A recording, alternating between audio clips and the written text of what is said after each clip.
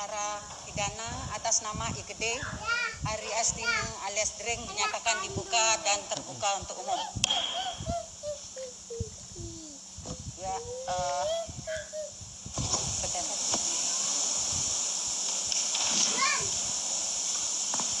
sehat saudara hari ini?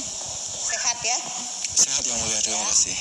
Jadi sesuai dengan penundaan sidang yang lalu, hari ini agendanya pembelaan atau pledoi dari penasihat hukum terdakwa. Sudah siap? Sudah yang mulia. Tapi mohon izin nanti terdakwa dulu. Oh, jadi di samping penasihat hukum, terdakwa sendiri juga mengajukan pembelaan. Silahkan. Begini yang mulia. Dibacakan apa yang saudara mau sampaikan.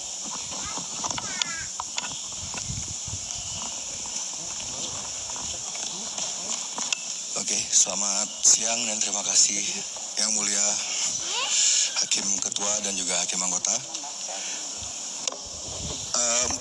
Sebelumnya mohon maaf jika ada beberapa yang saya ulang. Bentar ya, itu wartawannya supaya tidak mengganggu ya, jangan terlalu merapat, tetap kita menjaga protokol kesehatan ya, yang di belakang ya, jaraknya ya, supaya tidak mengganggu persidangan ya.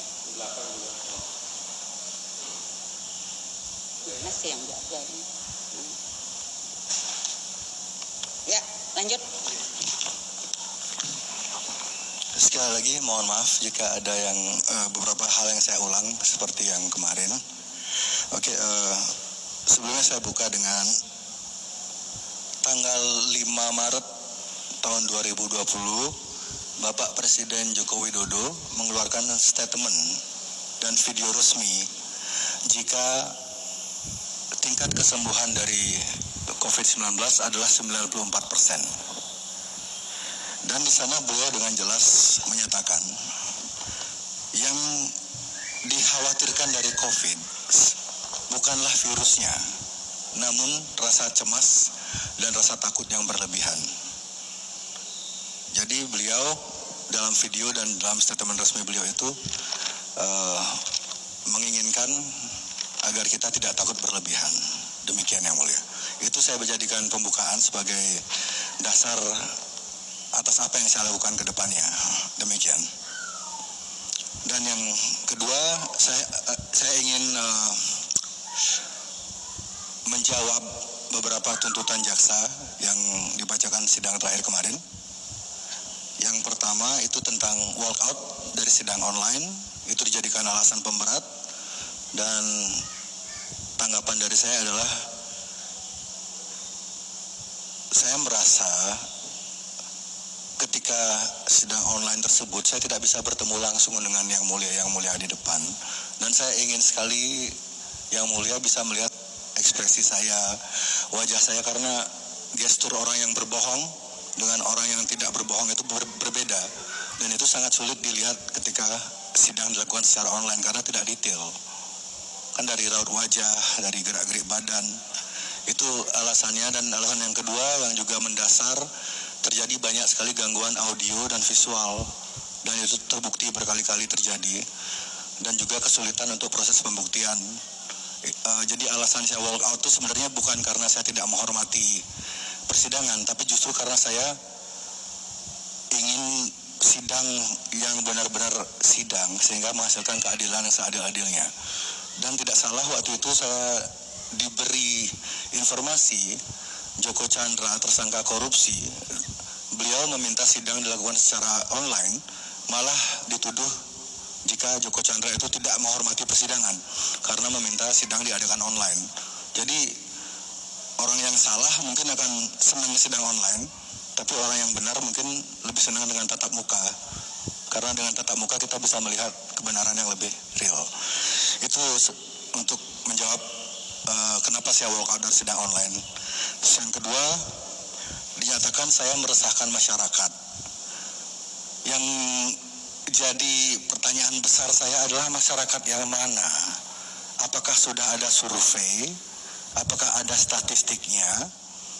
Apakah jaksa pernah mengadakan survei, nanya ke beberapa orang gitu, apakah itu ada referensinya? Jika ada, tolong ditunjukkan.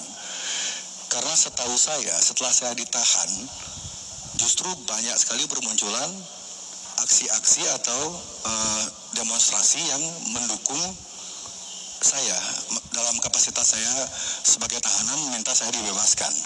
Juga ada banyak sekali aksi-aksi, tadi saya diinfo juga sama tim hukum, aksi-aksi solidaritas bukan hanya di Bali tapi hampir di seluruh Indonesia ada aksi solidaritas. Mereka berbagi pangan, mereka bersih-bersih pantai, mereka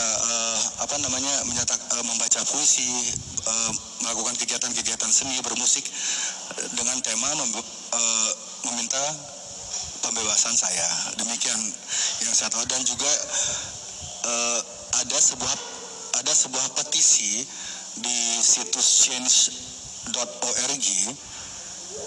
Bunyi petisi tersebut adalah bebaskan Jering dan tangkap bebaskan Jering dan tangkap koruptor alat kesehatan.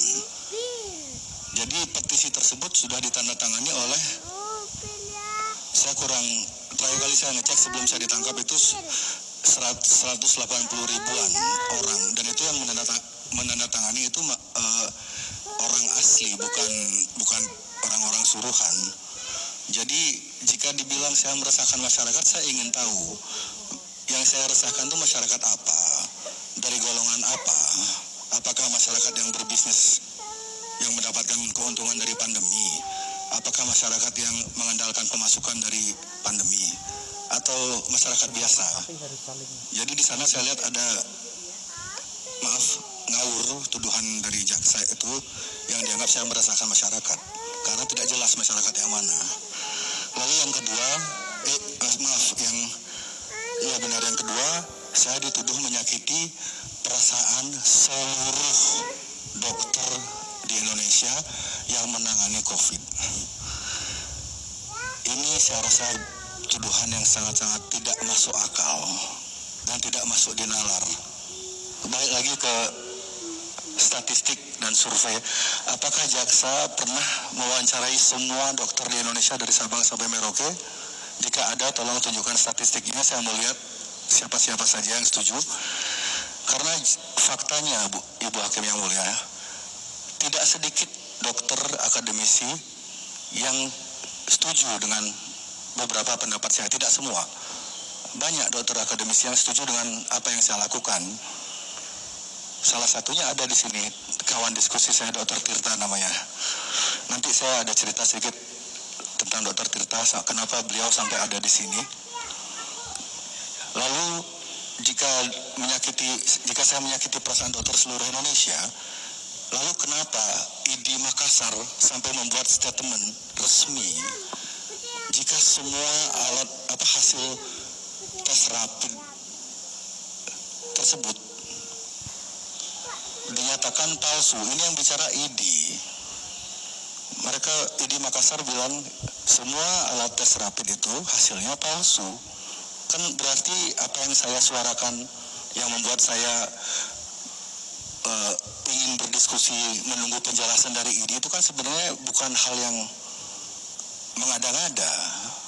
Faktanya ada. Jadi lalu belum lagi dokter-dokter yang banyak sekali dokter yang mengirim pesan pribadi ke saya, tapi mereka tidak mau identitasnya diungkap karena takut dicabut izinnya. Banyak sekali, saya bisa tunjukkan jika saya diberi kesempatan. Banyak dokter yang mendukung saya.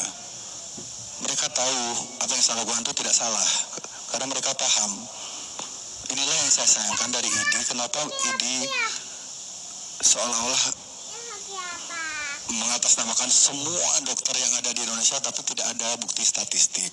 Itu kan gampang sekali, terlalu mudah untuk sebuah statement yang sangat prematur, tidak ada bukti, tidak ada statistik, lalu menuduh orang menyakiti seluruh perasaan dokter Indonesia. Lalu yang ketiga, ini menarik ini yang mulia, sesungguh-sungguh menarik. Jadi minggu lalu sebenarnya kawan diskusi saya Dr. Tirta, beliau baru tiba di Bali kemarin malam. Jadi minggu lalu sebenarnya Dr. Tirta, kan saya sering sekali diskusi sama Dr. Tirta di media sosial, disaksikan oleh ratusan ribu orang. Jadi Minggu lalu sebenarnya Dokter Tirta itu hadir sebagai saksi yang meringankan saya di sini. Namun oleh Dokter Putra Suteja, Ketua ID Bali, beliau ditelepon, ditekan, diancam, maaf, untuk tidak datang kemari, untuk tidak boleh membantu saya, tidak boleh meringankan saya, tidak boleh ikut campur. Ini bagi saya, menurut saya sangat lucu. Karena tadi saya bicara lumayan, ada waktu bicara sama Dokter Tirta. Jadi dari awal permasalahan saya bersama ID ini, Dokter Tirta sudah berkali-kali mengajukan saran kepada Dokter Putra Suteja agar ditempuh jalur mediasi. Bukan hanya Dokter Tirta yang memberi saran untuk mediasi. Ada ID Tabanan, ada ID Gianyar juga. Jadi, dan Dokter Putra Suteja dengan kakunya berkata kepada Dokter Tirta, ada saksinya. Beliau berkata, tidak ada maaf. Beliau berkata demikian. Dokter Tirta ada saksinya, beliau berkata demikian. Tidak ada maaf bagi jering ini. Namun ketika tiba di sidang, beliau kan seorang pemangku. Beliau seorang punya dianggap terpandang begitulah secara adat Bali. Beliau di bawah sumpah. Ketika masuk ke ruang sidang ini, beliau di bawah sumpah. Apakah beliau tidak boleh berbohong? Beliau harus mengatakan sejujur-jujurnya. Ketika di bawah sumpah, beliau bilang kepada saya, ketika saya tanya, apakah Bapak Putra Suteja ingin memenjarakan saya? Beliau jawab tidak. Beliau juga bicara hal yang sama di media-media di luar. Jika dia tidak ingin memenjarakan saya, ID tidak ingin memenjarakan jering. Beliau bilang, saya tidak bermaksud memuji diri saya sendiri, maaf yang mulia ya. Beliau sendirian bilang, beliau tahu saya orang baik. Tapi kenapa beliau tidak mau mediasi? Tapi kenapa beliau mengancam, menekan Dokter Tirta yang ingin meringankan kasus saya? Kan tidak sinkron jadinya antara tindakan, tidak satya wacana beliau jadinya. Apakah pantas seorang dokter senior yang juga pemuka agama yang telah disumpah untuk berbicara kebenaran dan tiada hal yang selain kebenaran untuk bersikap demikian? Di depan saya berkata lain, di depan Dokter Tirta berkata lain, di depan Ibu Hakim berkata lain. Jadi mohon Ibu Hakim yang terhormat, yang mulia, itu bisa dijadikan pertimbangan.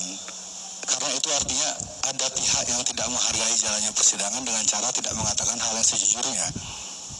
Ada pihak yang tidak menghargai persidangan ini di bawah sumpah, di luar berkata A, di dalam berkata B.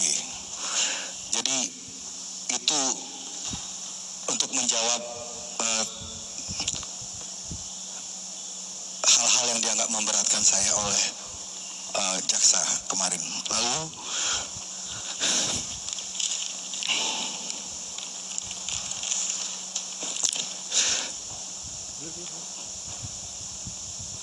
begini yang mulia, sejak pandemi ini saya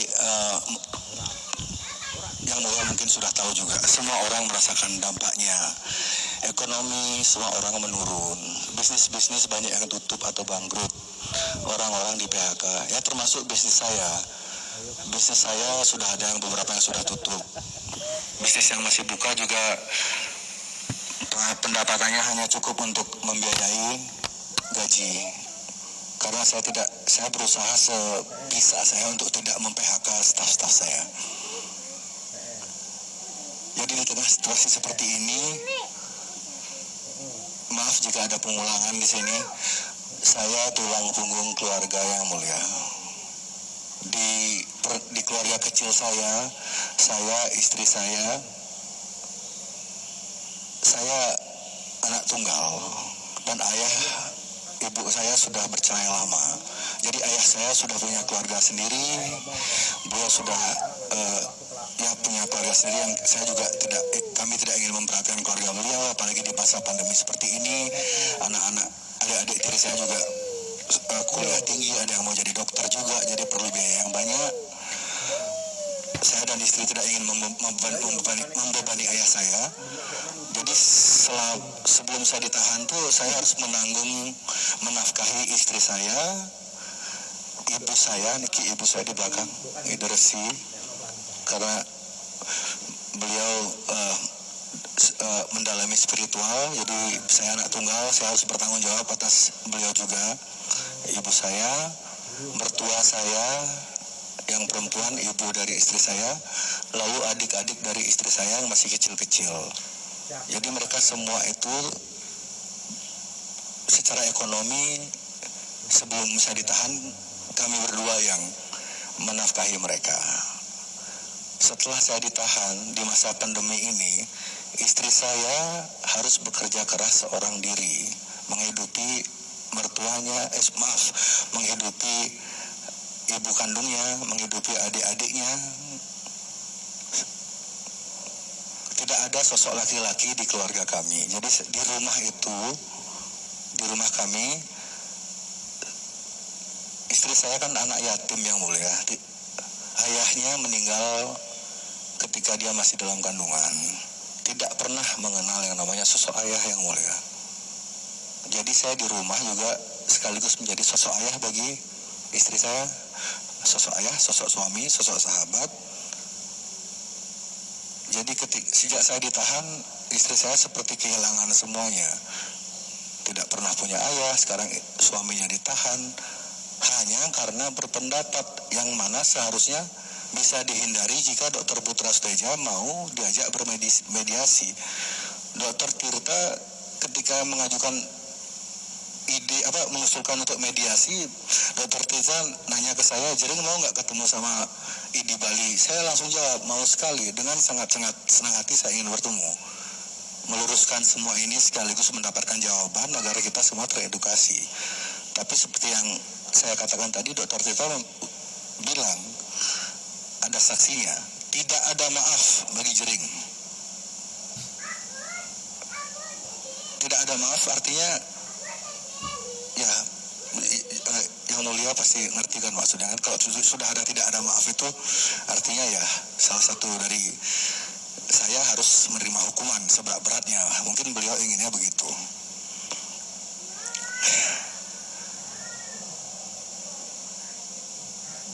Lalu masalah keamanan yang mulia, karena sidang online yang sebelum-sebelumnya itu, ketika saya diwajibkan menyebutkan alamat lengkap rumah saya harus menyebutkannya kan, karena jika saya tidak menyebutkan, saya akan dianggap tidak kooperatif. Nah, alamat lengkap rumah saya sudah bocor di mana-mana. Istri saya di rumah bersama ibunya, bersama adiknya yang perempuan berumur 7 tahun, tidak ada laki-laki di rumah.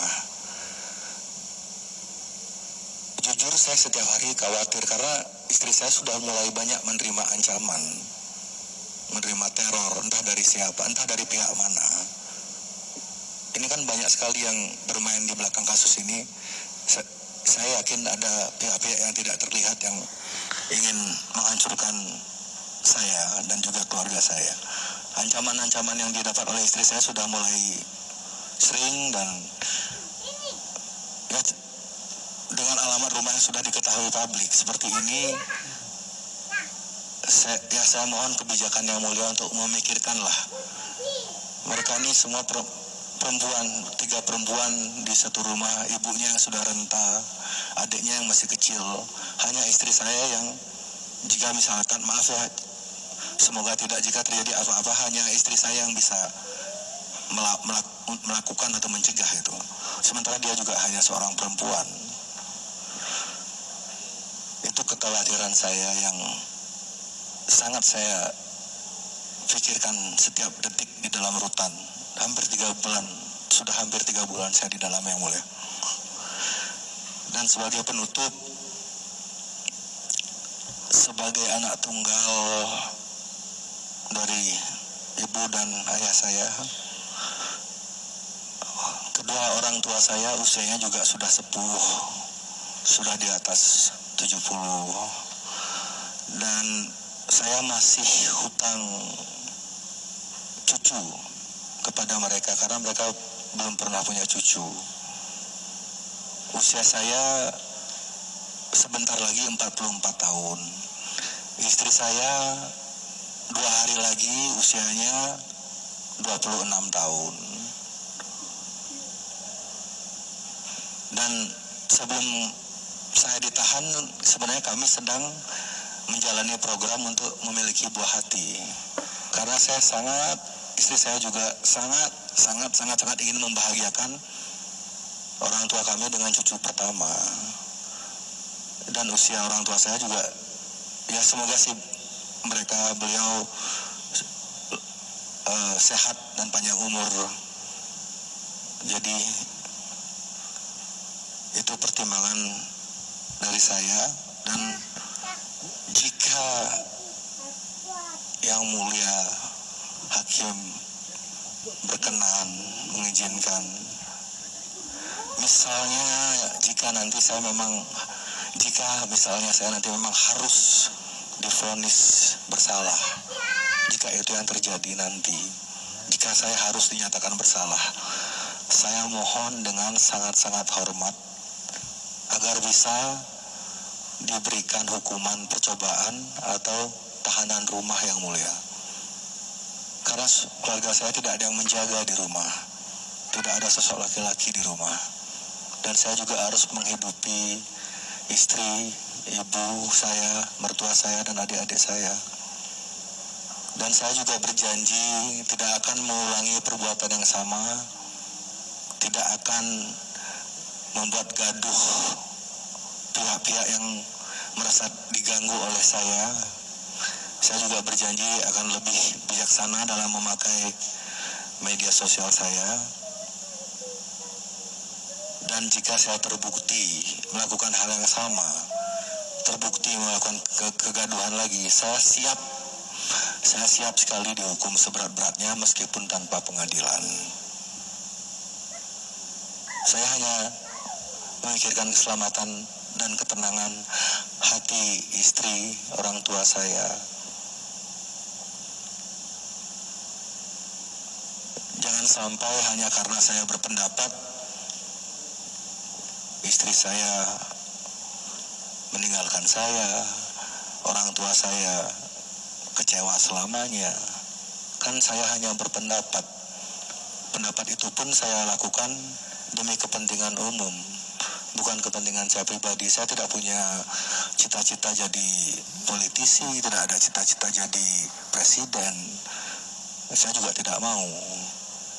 Saya hanya menyampaikan pendapat masyarakat yang mengadu kepada saya karena mereka merasa tidak punya tempat lain untuk mengadu.